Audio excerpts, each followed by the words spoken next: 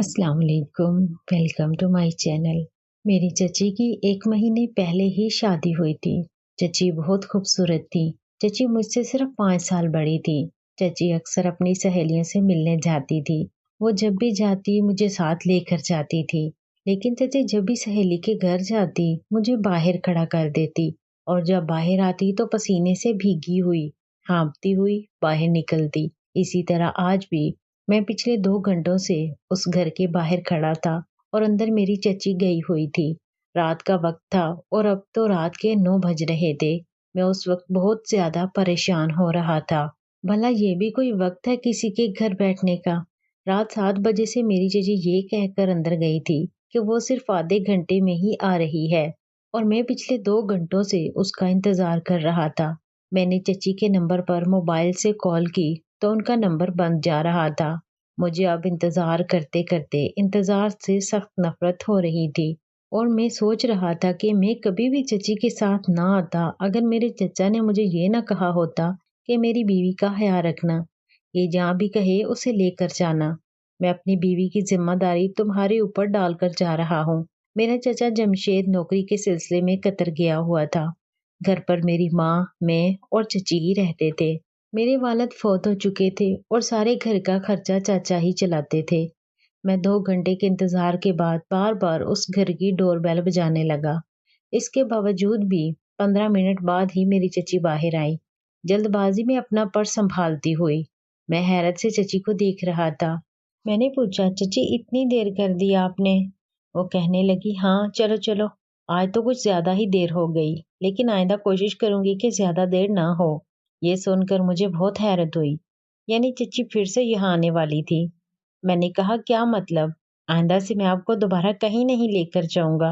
अरे भाई, आप लोगों की बात तो एक बार शुरू होती है तो घंटों चलती है और मैं अब इंतजार की परेशानी नहीं उठाना चाहता। मुझे सख्त चिढ़ है इंतजार करने से।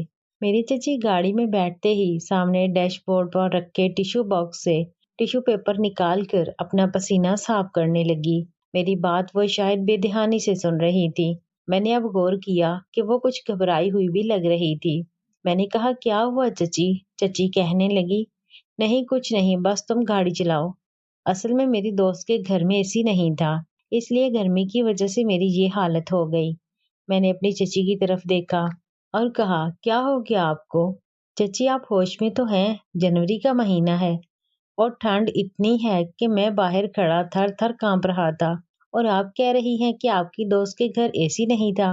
मेरी बात सुनकर वो एकदम से हड़बड़ा गई और माथे पर हाथ मारकर कहने लगी, अरे हाँ, मैं तो भूल ही गई, ये जनवरी का महीना है। मैं अपनी चची को देखने लगा और एकदम से हंस पड़ा। मुझे तो उनकी अक्ल पर हैरत हो रही थी।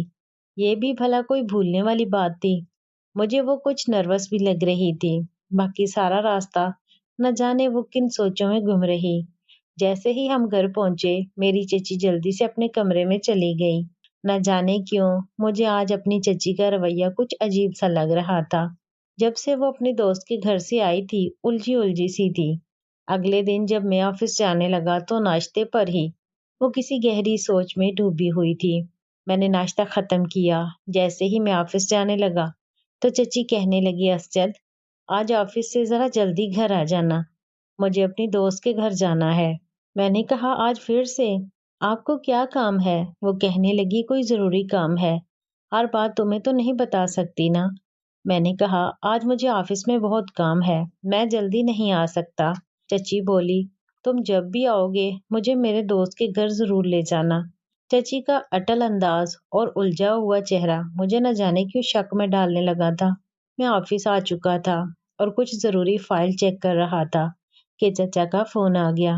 चचा कहने लगे, असजद अपना काम जल्दी निपटाओ और अपने चची को जहाँ वो कह रही है वहां ले जाओ। मैंने कहा, चाचा चची को क्या करना है रोजाना अपने दोस्त के घर जाकर?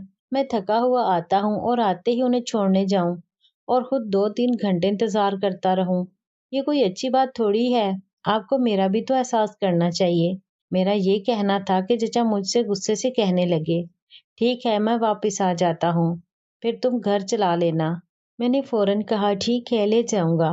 आप भी जरा जरा सी बात पर गुस्सा हो जाते हैं। ये कहकर मैंने फोन बंद कर दिया। جلدی جلدی کام ختم کیا اور رات 8 بجے گھر پہنچا تو چچی بالکل تیار تھی۔ مجھے دیکھ کر کہنے لگی، پہلے مجھے میرے دوست کے گھر چھوڑ دو، واپسی میں تم گھر آ جانا، آرام کر لینا، جب میں کال کروں تو مجھے لے جانا۔ میں نے کہا ٹھیک ہے۔ میں نے آفس کا بیگ ماں کو دیا اور بغیر کپڑے بدلے ہی چچی کو چھوڑ کر واپس آ گیا۔ کھانا کھاتے وقت ماں بھی کہنے لگی، نہ جانے اس لڑکی کو کیا ہو گیا ہے، لیکن میں بہت تھکا ہوا تھا اس لیے میں نے ان کی بات نظر انداز کر دی۔ کھانے کے بعد میں اپنے کمرے میں گیا اور موبائل دیکھتے دیکھتے سو گیا۔ اچانک فون کی گھنٹی سے آنکھ کھلی، دیکھا تو چچی کا فون تھا۔ رات کا 1 بج رہا تھا۔ میں نے فون اٹھایا تو چچی گھبرائی ہوئی آواز میں بولی، کہاں تھے تم؟ کب سے فون کر رہی ہوں؟ میں نے کہا چچی میں سو گیا تھا، بس آپ رکیں میں ابھی آ رہا ہوں۔ میں فوراً گاڑی لے کر نکلا۔ وہ علاقہ بالکل سنسان تھا۔ جیسے ہی میں پہنچا تو دیکھا چچی باہر کھڑی تھی، بہت پریشان۔ گاڑی میں بیٹھتے ہی بولی، اب آئے ہو؟ 3 گھنٹے سے انتظار کر رہی ہوں۔ میں نے کہا چچی آپ باہر کیوں کھڑی تھیں؟ اندر ہونا چاہیے تھا۔ وہ نظریں چراتے ہوئے بولی، میری دوست کو کوئی کام تھا، وہ چلی گئی تھی، اس لیے مجھے باہر کھڑا ہونا پڑا۔ میں مزید پریشان ہو گیا، مگر وہ میری باتوں سے بچتی رہی۔ کام تھا اس لیے وہ اچانک کہیں چلی گئی اور اسے اپنا گھر بھی لاک کرنا تھا، کیونکہ وہ پوری رات گھر نہیں آنے والی تھی، اس لیے مجھے باہر کھڑا ہونا پڑا۔ میں نے بھی سوچا تھا کہ تم تھوڑی دیر میں آ جاؤ گے، اس لیے میں نے جمیلہ کو بول دیا کہ تم بے فکر ہو کر جاؤ، ابھی میرا بھتیجا آ جائے گا تو میں بھی گھر چلی جاؤں گی۔ میں نے کہا پھر بھی اس کے گھر میں اور بھی تو لوگ ہوں گے، آپ کو یوں گھر سے باہر کھڑے نہیں ہونا چاہیے تھا۔ عجیب دوست ہے آپ کی، مجھے سمجھ نہیں آتی، روز روز آپ اس سنسان علاقے میں کرنے کیا آتی ہیں؟ آپ کی دوست آپ کے پاس ملنے کیوں نہیں آتی؟ میں گاڑی بڑی تیزی سے چلا رہا تھا۔ چچی نے میری کسی بھی بات کا جواب نہیں دیا اور اپنا سار پکڑ کر کہنے لگی، خدا کے لیے اسجد میرے سر میں درد ہو رہا ہے، تم خاموش ہو جاؤ۔ مجھے پہلے بھی وہ کچھ الجھی الجھی سی لگ رہی تھی، پتہ نہیں کیا مسئلہ تھا۔ گھر آتے ہی وہ سیدھی اپنے کمرے میں چلی گئی۔ دن یوں ہی گزرتے رہے اور چچی کی بس ایک ہی ضد رہتی تھی کہ مجھے اپنی دوست کے گھر چھوڑ کر آ جاؤ۔ جب میں چچی سے وجہ پوچھتا کہ ایسی بھی کیا دوست ہے جس سے آپ کو روز ملنے جانا پڑتا ہے، آج کل تو انٹرنیٹ کا زمانہ ہے، کبھی کبھار فون پر بھی بات کر لیا کریں، زیادہ یاد آئے تو ویڈیو کال کر لیا کریں، یہ روز روز اتنی سردی میں آپ اپنی دوست کے گھر کیوں جاتی ہیں؟ آپ بھی پریشان ہوتی ہیں اور مجھے بھی پریشان کرتی ہیں۔ لیکن چچی مجھے کوئی تسلی بخش جواب نہیں دیتی تھی، بس یہی کہتی کہ مجھے ضروری کام ہے، اس لیے میں جمیلہ کے گھر جاتی ہوں۔ ایک دن میں آفس کے لیے تیار ہو کر ناشتہ کر رہا تھا کہ باہر ڈور بیل بجی۔ میں حیران ہوا کیونکہ اس وقت ہمارے گھر میں کوئی نہیں آتا تھا۔ میں ناشتہ چھوڑ کر دروازے کی طرف گیا، دیکھا تو ایک ڈاکیا کھڑا تھا۔ وہ کہنے لگا، شبانہ کے نام پر ایک پارسل آیا ہے۔ میری چچی کا نام شبانہ تھا۔ میں نے کہا ٹھیک ہے مجھے دے دو۔ وہ بولا نہیں، بھیجنے والے نے کہا ہے کہ یہ شبانہ کے ہاتھ میں ہی دیا جائے۔ میں نے چچی کو آواز دی، وہ ناشتہ کر رہی تھی، اٹھ کر باہر آئی۔ ڈاکیے کو دیکھتے ہی اس کا رنگ ایک دم پیلا پڑ گیا۔ وہ تیزی سے گیٹ تک پہنچی اور پارسل اس طرح لے لیا جیسے کوئی اور نہ لے جائے۔ میں اور ڈاکیا دونوں حیران رہ گئے۔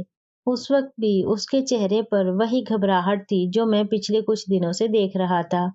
چچی نے پوچھا، سائن کہاں کرنا ہے؟ ڈاکیے نے رجسٹر دیا۔ اس نے فوراً سائن کیا اور پارسل لے کر اپنے کمرے میں چلی گئی۔ میں سوچنے لگا کہ اگر اس پر شک نہ کروں تو اور کیا کروں۔ چچی ناشتہ چھوڑ کر کمرے میں جا چکی تھی اور دروازہ بھی بند کر لیا تھا، جیسے کسی کو اندر آنے کی اجازت نہ ہو۔ میں دروازے کو دیکھتا رہا اور سوچتا رہا کہ آخر یہ کیا چکر ہے؟ پہلے بھی پارسل آتے تھے مگر اس نے کبھی ایسا رویہ نہیں دکھایا تھا۔ مجھے آفس کے لیے دیر ہو رہی تھی، اس لیے میں بھی نکل گیا۔